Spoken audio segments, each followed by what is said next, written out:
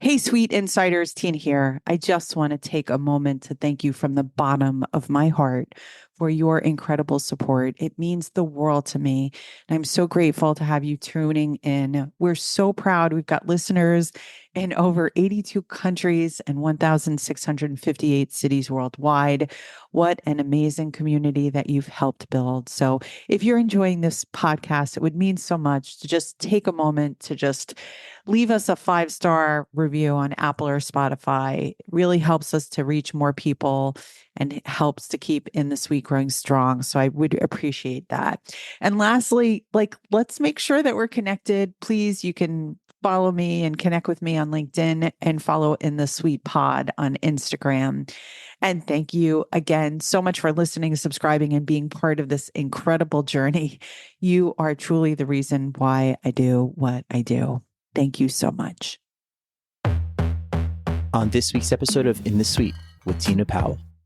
I think any time you talk to someone that's successful, I think for the most part, they have a development plan, right? So it's definitely something that you should own as a person. You shouldn't be saying like, hey, I have a manager who should be talking to me every week or every month and saying, hey, how are you doing on your development plan? Like that's not fair, right? You should be able to be the person that owns that and saying based on what my interests are, based on what I see myself being able to pursue, what I'm good at, where are my potential opportunities to improve, and what should I be sharpening kind of the pencil on certain areas as well.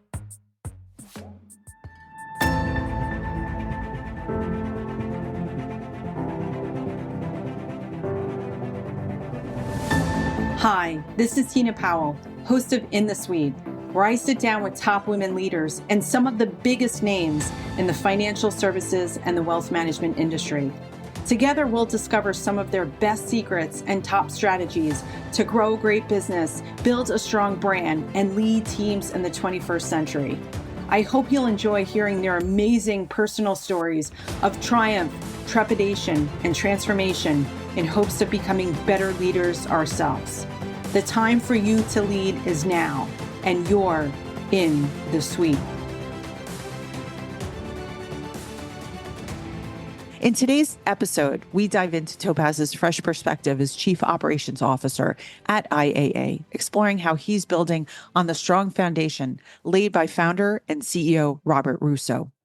Despite joining the team in 2023, Topaz has quickly embraced IAA's mission and vision, contributing to its impressive growth trajectory from just 7 advisors a decade ago to nearly 240 by the end of 2024. Together with Robert and team, he's driving the firm's commitment to the supported independent model, empowering advisors to focus on their strength while planning their futures. So get ready for an energizing conversation with a rising leader and visionary thinker right here in the suite. Wow, Topaz Morrison, take a seat in the suite. How are you doing today? I'm doing well, Tina. How about yourself? I'm doing so great. It's crazy cold out there right now. But I've got a lot of warmth coming into today's broadcast. I'm really excited about our conversation. So much has happened since you and I first connected at Schwab a couple of years ago. And I definitely missed you at Future Proof. I saw the pictures from Future Proof and all your matching shirts. What were some of your takeaways from that event? It looked amazing.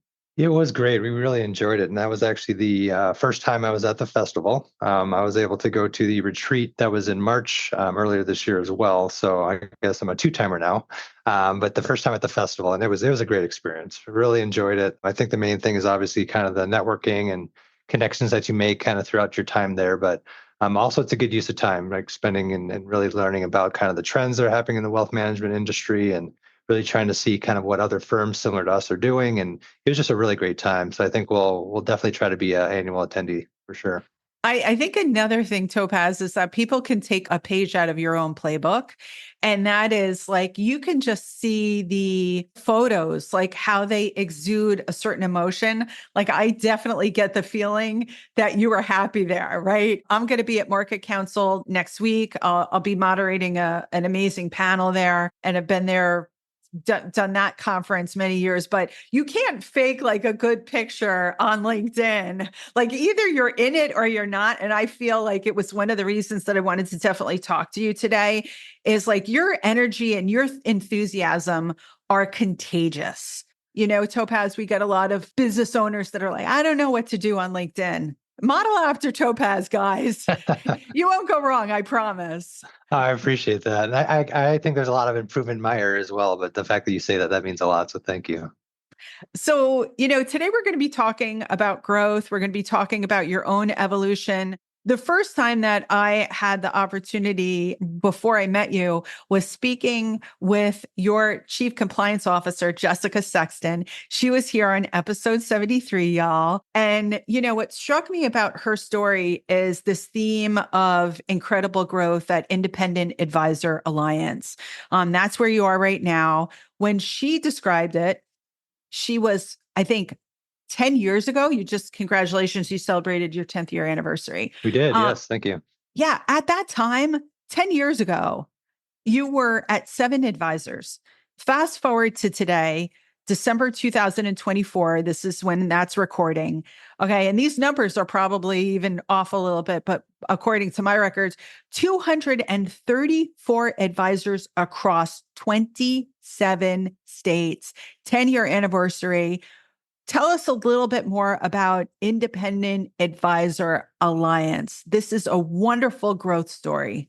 Yeah, absolutely. So, those numbers are a little off in a good way. So we're actually growing. I think we're going to hit about 240 advisors by year end, which is exciting.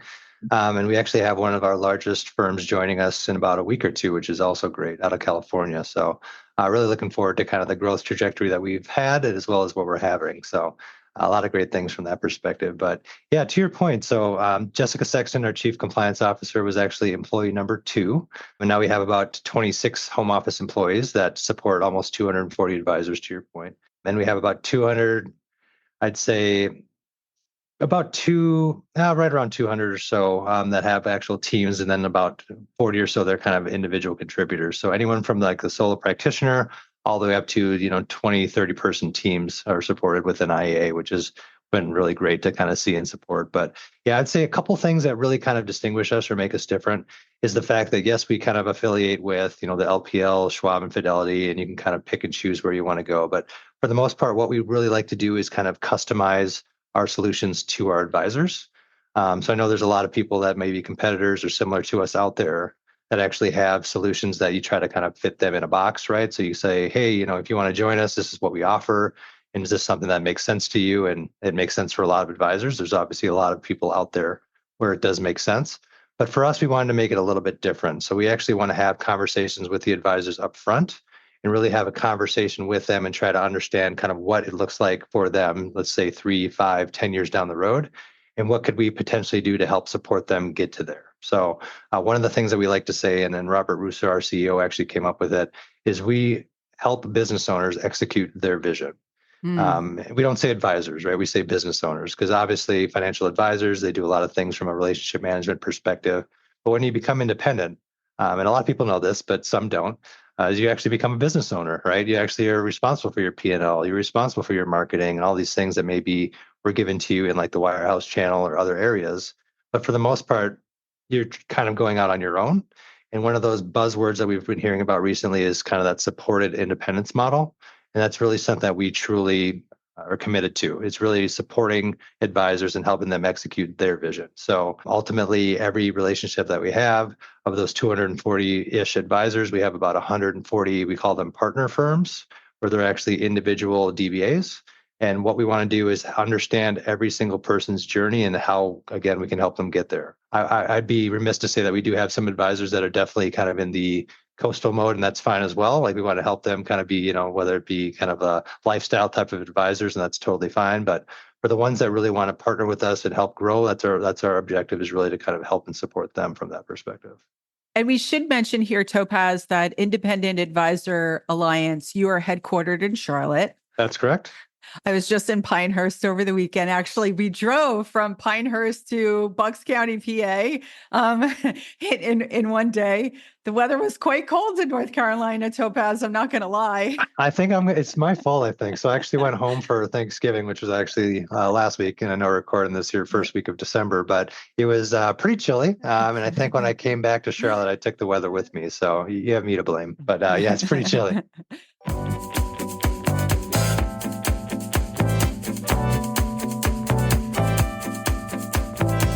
You just brought up your CEO and founder, Robert Russo. I know Jessica and I talked about that. I happened to hear him on Advisor Advocates podcast, and I was really inspired by his passion, what he's calling burning the grid. Yeah.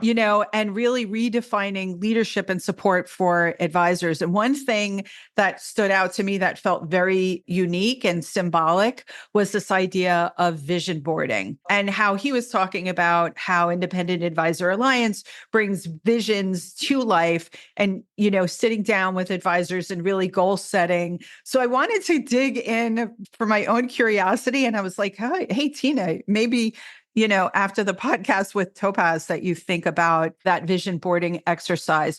Kind of walk us through, what does that look like for advisors? It's like they're sitting down and doing that exercise with you.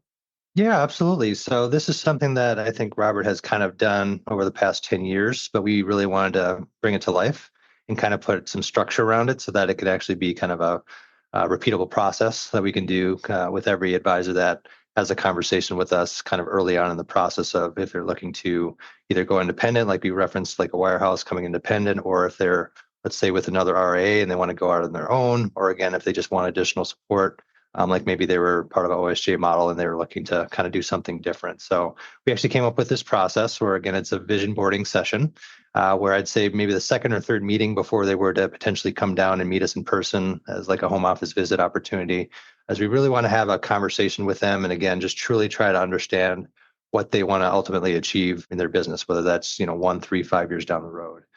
So it's definitely a tool for clarity. We really want to have a kind of a conversation with them. We really want to highlight visualizing success and how that can be definitely a motivator for them. And if it's something where it makes sense for us to further that conversation and we want to really talk further into kind of the tools and capabilities and partnership that we could do with them, that's what we'll decide to do. But again, this is something that once we go through this kind of training or this opportunity or this exercise, it's something that they can actually take with them and use it elsewhere if they want. So it's by no means something that we say that you have to do this with us if you're committed. No, let's have a conversation and let's see if it is a fit on both sides, because it's extremely important for them to obviously understand where they want to be, but is it a fit for us as well? And we have that conversation kind of throughout that whole process. So it's truly just like an exercise, really trying to, again, talk about clarity and talk about things about how we can be kind of that accountability partner, because that's, again, extremely important for us throughout the process.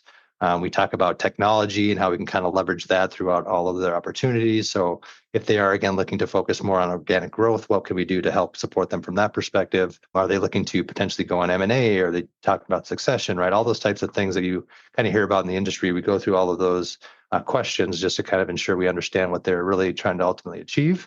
And then we spend some time really kind of marinate on that and then kind of have an output for them that they can then take with them to see if, it makes sense for us to partner with, or based on what they, talk through, it might be best for them to go elsewhere, which is, again, totally fine for us. So yeah, it's something that we're, I guess, more formalizing now. And we're really looking forward to kind of where it's going.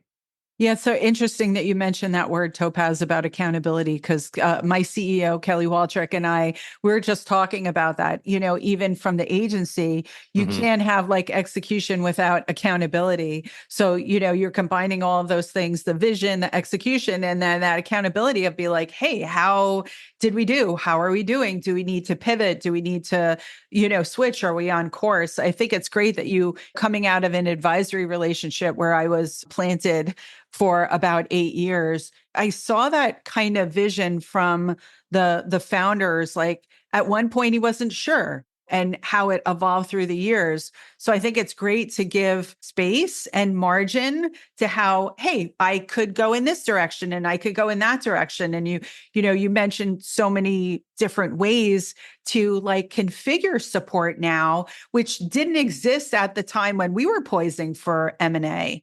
Yeah, and I'd say too that there's definitely a lot of things that are very commoditized. So if you talk about like, oh, we have this solution or we have that solution, and it might be the same exact thing. It might be something that is kind of baked into the grid, to your point earlier, where they actually have to pay for something that maybe they don't use or leverage. For the most part, that's definitely something that we do discuss. But again, it's kind of customizing and understanding kind of ultimately what they're trying to achieve as a business owner. That is really important to us. So yes, we talk about outsourcing investment management, and we talk about HR solutions that we can provide, all those types of things and solutions, right? But it's really important for us to, again, ultimately understand what they're trying to achieve and how can we best help them kind of get there. So that's a definitely important piece of that exercise.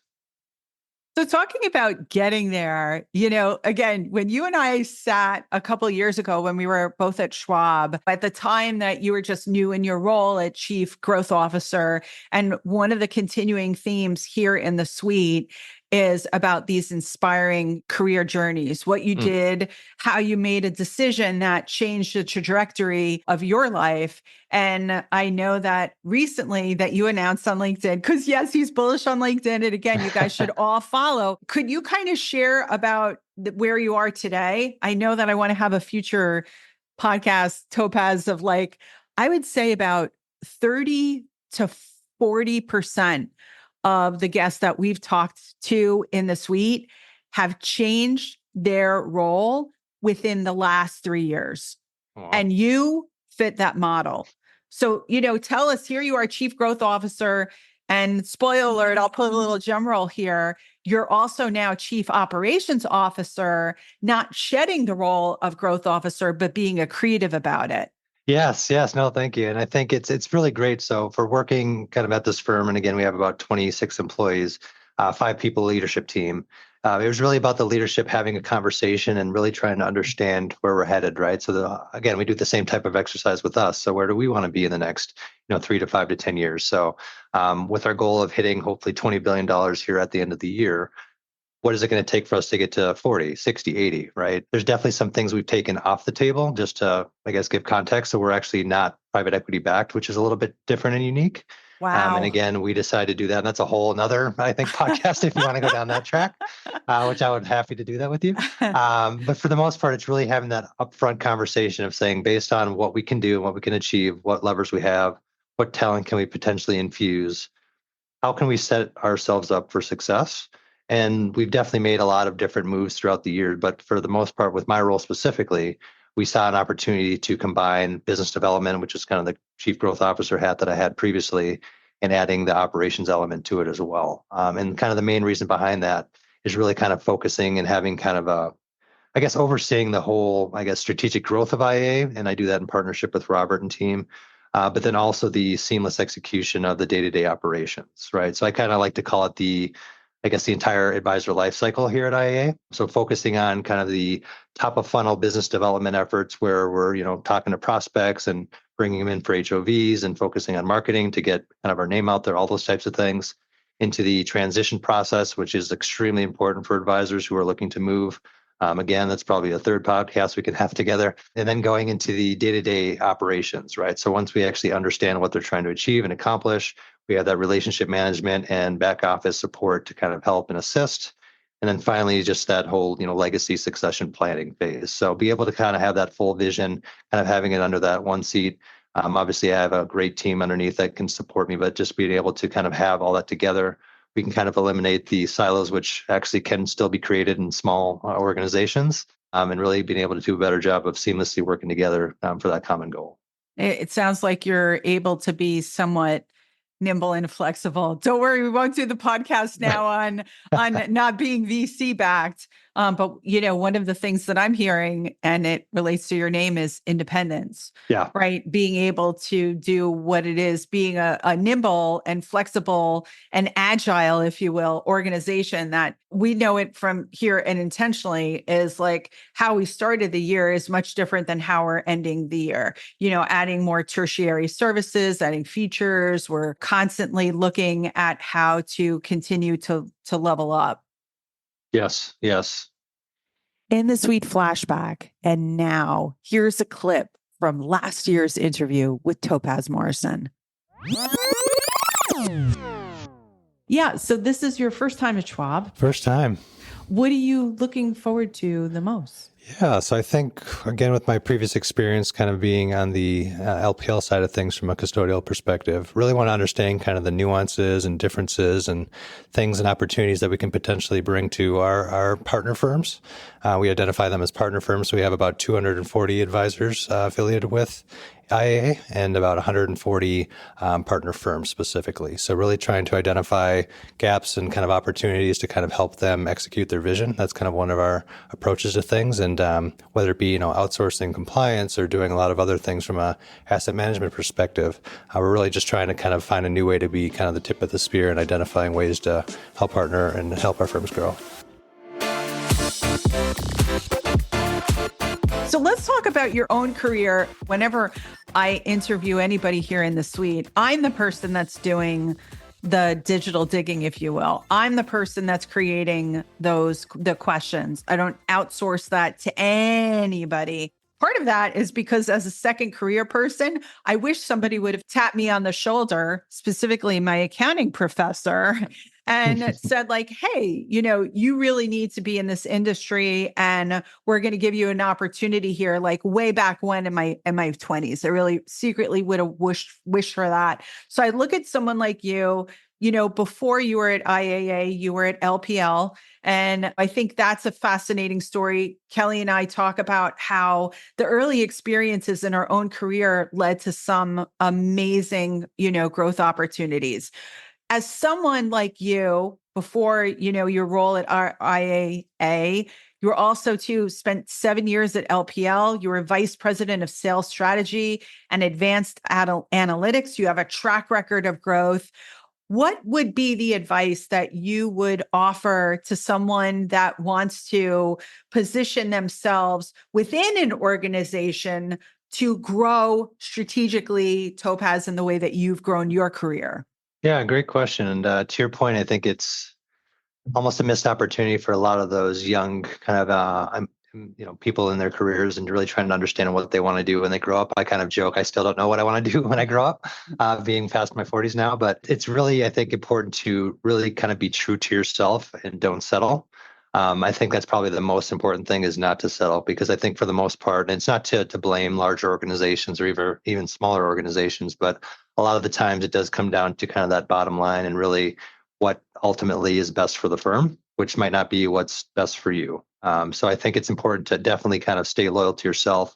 Also stay loyal to, people that building out your networks and relationships. And I couldn't tell you how many mentors I've had kind of throughout my career, and I still have, that are extremely important and valuable to me. And being able to kind of pick up the phone or email them at any point in time and say like, hey, I'm really stumped here, or I'm really struggling with this situation at work. Can you please help me kind of think through this, and probably provide your advice if you've gone through it before or what have you. But being able to, again, be true to yourself is extremely important. It's okay if you don't know, again, what you want to be when you grow up. It's good to kind of test the waters. And to your point, I think you said you're your second career. Same with me as well. So I started in television production, where I'm kind of a left brain, right brain type of person, where I love to be kind of creative, which hopefully that still comes out in some context. But strategy is obviously something that's very important to me as well. So once I kind of understood that, then I really had those conversations and really tried to identify what made sense for me. So I did kind of jump around a little bit, and we call those hoppers, where you're trying to identify kind of what fits for you. And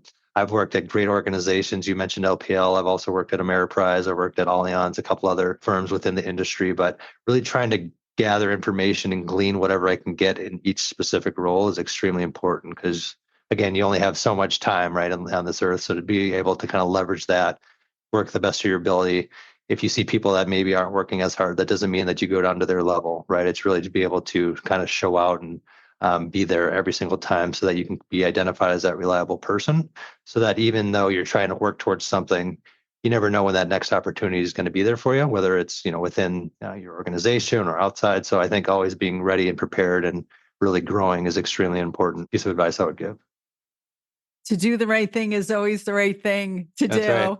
right. Another piece of advice, Topaz, that I was given years ago is to build your networks before you need them. Yes. And it's interesting, right? Because here in the suite, we get to talk to mid and senior level careers people. And then if I go back in time, in the case with you, right? And even with Jessica, your connection to Robert Russo before he even started the company. Like, you never know. I would say that, it's really smart to call your partners business owners. They're not, yes, there's some overlap with some of them being financial advisors, but I don't know. I see financial advisors really honing in on their own skill sets and core competencies to run great firms and an entrepreneurial like quotient, if you will, that didn't exist. Like, now you have the ability to be a real business owner in a way that if you're bogged down with like compliance and trading and investment management and all of those other like things that you have to do for the delivery of your advice, imagine a world where that is being shepherded by someone else so that you could just spend time building relationships and being there for your clients. I think it's a truly exciting time. Absolutely. Absolutely. Yeah. I love that point you say where it's building out that kind of network before you need it, because you never know when you do need it. It's kind of like the same type of thing where you're, again, trying to get a specific skill before you have that job, right? So you want to be able to keep continually reaching and trying your best to kind of grow. And I think any time you talk to someone that's successful, I think for the most part, they have a development plan, right? So it's definitely something that you should own as a person. You shouldn't be saying like, hey, I have a manager who should be talking to me every week or every month and saying, hey, how are you doing on your development plan? Like that's not fair, right? You should be able to be the person that owns that and saying, based on what my interests are, based on what I see myself being able to pursue, what I'm good at, where are my potential opportunities to improve, and what should I be sharpening kind of the pencil on certain areas as well. So yeah, totally agree with you there. Let's take a moment to talk about growth. If you're in financial services and wondering how to move the needle on metrics that truly matter, pipeline, revenue, profitability, you need a partner who gets it. And intentionally, we're not just any marketing agency. We are the go-to growth consultancy for fintechs, RIAs, custodians, broker-dealers, and asset managers. Our team of cross-functional growth specialists works seamlessly across your firm to accelerate results. Ready to get intentional? Contact me at tina@growintentionally.com to schedule your strategy call and start transforming your growth engine today.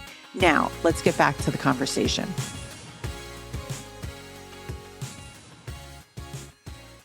In building out our own networks, Topaz, you and I share, again, a vibrancy and a bullish attitude towards LinkedIn.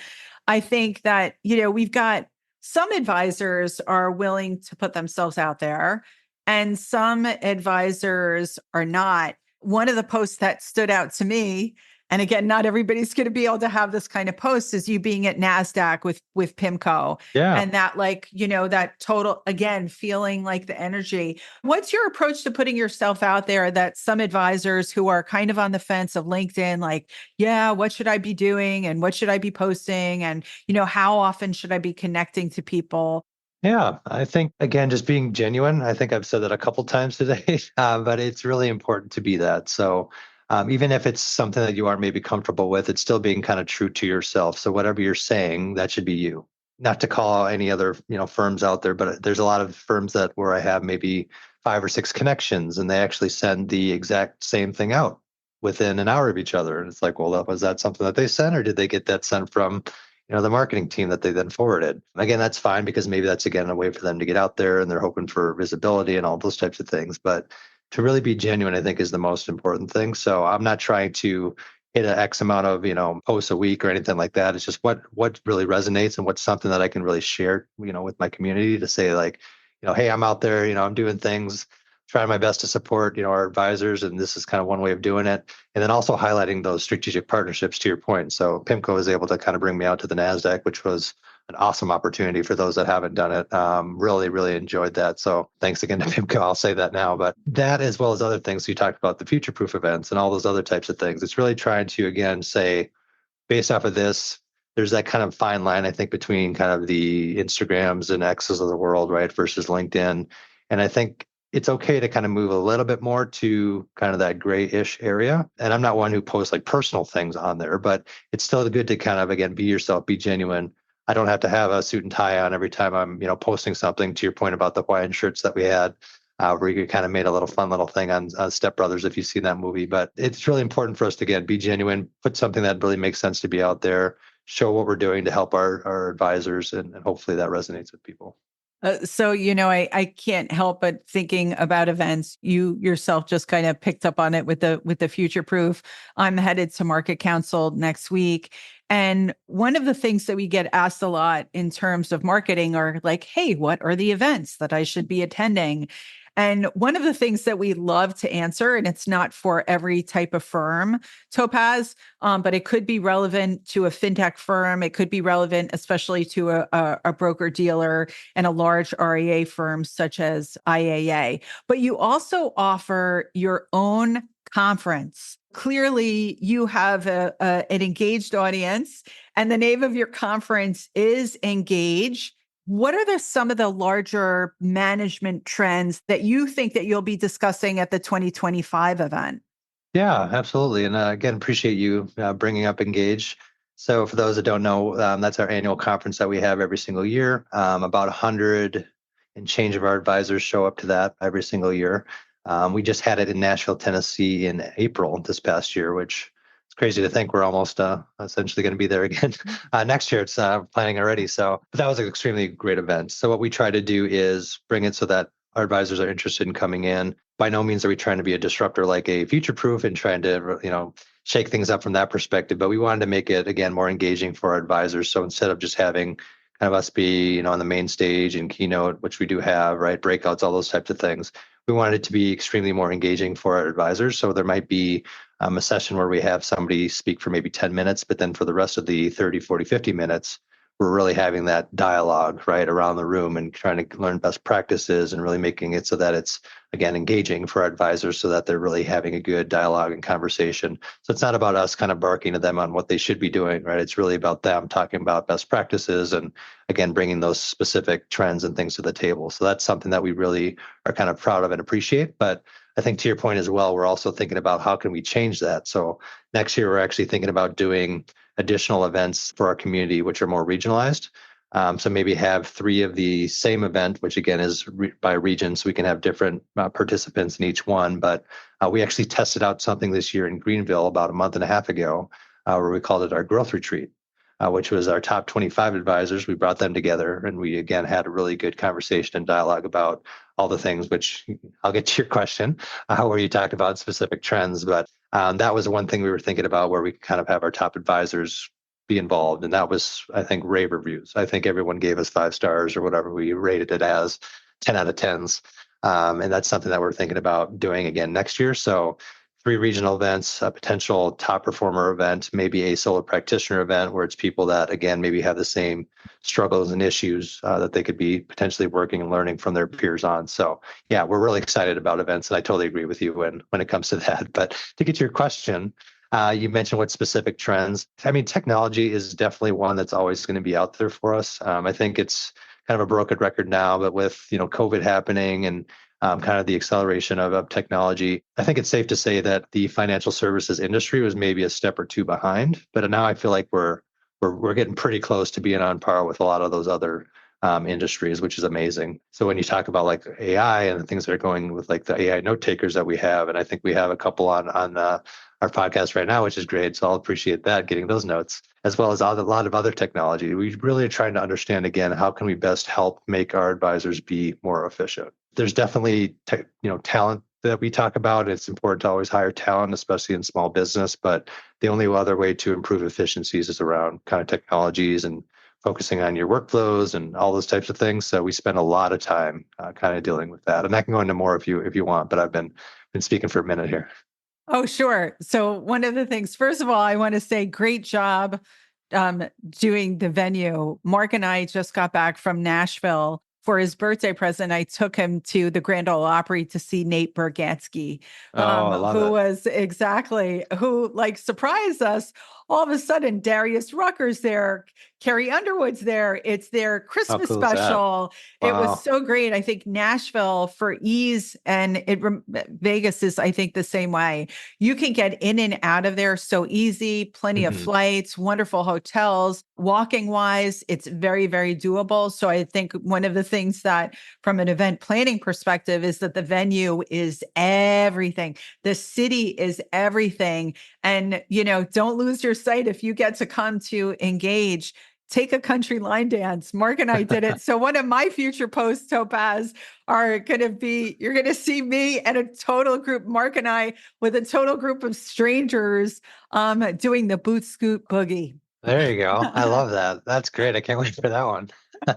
But I do want to take you up on your offer, like anything else from, I definitely think like technology. You must be doing something right because, your growth trajectory is there. You were just affirmed by Newsweek, top financial advisory firms for 2025, a huge achievement. I want to say, everyone listening on this pod right now, that's not like something that you apply for. That is based on SEC data and looking at a firm's AUM, or I think for IAA, assets under supervision, if you will, and looking at that as the major league benchmark. That's a huge achievement. So if you kind of want to, go a little deeper on any of the other trends and then, talk about what this recognition, everybody wants to get on these coveted lists, Topaz. They're not, why did we make the list? Yeah. And here you're working for a firm, 10 years old. There's a secret sauce here. Yes, there is. And I will definitely speak to that. But yeah, we're extremely competitive here at IAA. So to be able to get that was great. And to your point, there's a lot of other things that you need to either apply for or potentially pay for, right? All those types of things, which we haven't really done in the past, which maybe we might change to do in the future just to get kind of our name out there. And I definitely feel like we'll be on those lists if we do that.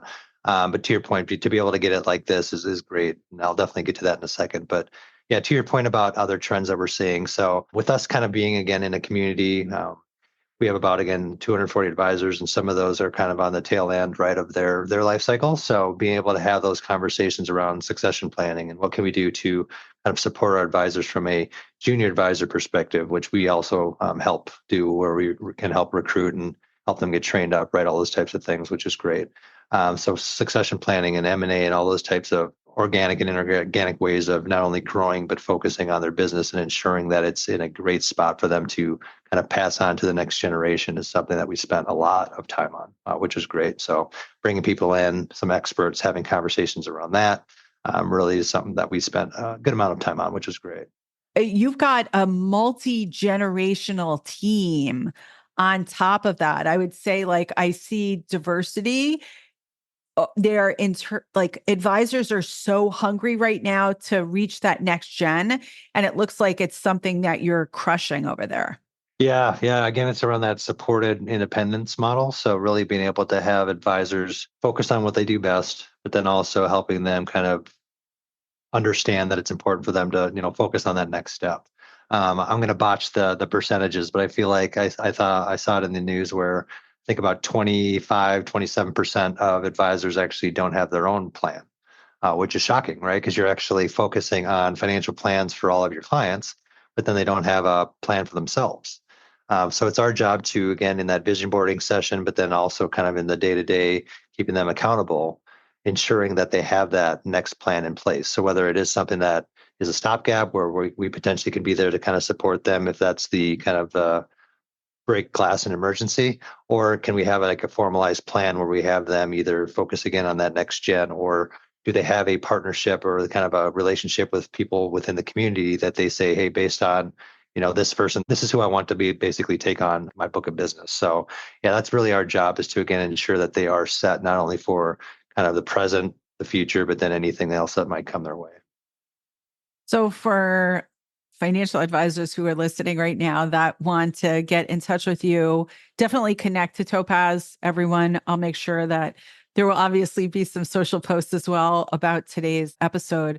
What's the best way to get in touch with you, to follow your work, and just have a conversation?